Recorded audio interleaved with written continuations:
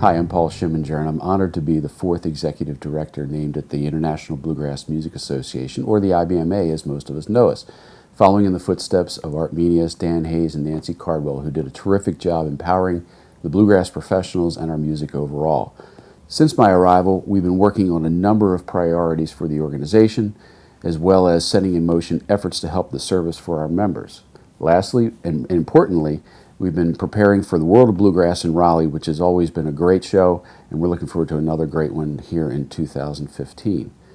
We're in an exciting time here in preparing for World of Bluegrass in that we're in between the announcements for the nominees that were on Sirius XM Radio and the actual award show in Raleigh on October 1st. I first want to congratulate all the nominees here in the final ballot, as well as those who made it through rounds 1 and 2.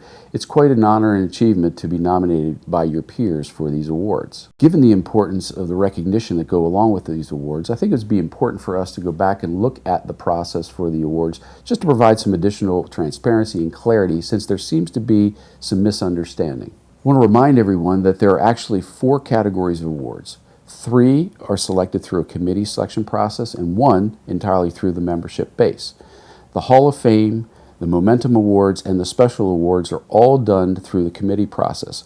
While the details are a little bit different for each, essentially they are the same in that there is always a nominating process, then a second round of voting to get to finalists, and then a final vote to get to the award winners. For the main awards, it's entirely different, in that it's selected by the membership base in its entirety. There are 3 rounds to this member vote, the first of which is a write-in ballot where all members are asked to write in names for each of the categories that are available. For round 2, any of the nominees who receive 10 or more write-in votes are automatically on that ballot for member voting. And then for round 3, the final ballot includes those 5 nominees who have received the most votes in each of their respective categories. Members are then asked to vote for the final selection that will be announced at the award show. Those award winners are tabulated by an external CPA firm, so none of us at IBMA, whether it's the board or the staff, know who those winners are. It makes for an exciting evening where no one knows who those winners will be until those envelopes are opened. So you can obviously see the importance that you, the member, play in the voting process through each of the 3 rounds.